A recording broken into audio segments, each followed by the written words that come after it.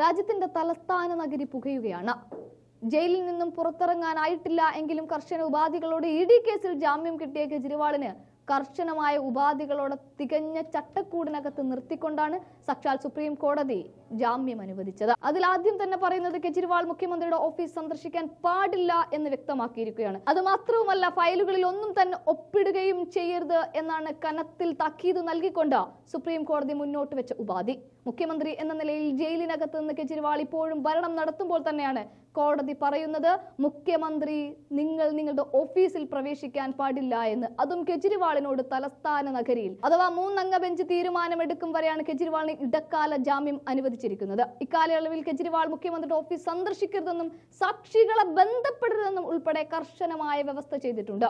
ഇവിടെ ലഫ്റ്റനന്റ് ഗവർണറുടെ അനുമതി ഇല്ലാതെ ഫയലുകളിൽ ഒപ്പുവെക്കരുതെന്നും കർശനമായ നിർദ്ദേശമാണ് നൽകിയത്. അതിനാൽ സ്ഥാനമൊഴിയാൻ ആവശ്യപ്പെടാനാകില്ലെന്നും അക്കാര്യം കെജ്രിവാളാണ് തീരുമാനിക്കേണ്ടതെന്നും കോടതി നിരീക്ഷിച്ചുകൊണ്ടാണ് കനത്തിലുള്ള കർശന ഉപാധികൾ അത്രയും വെച്ചിരിക്കുന്നത്.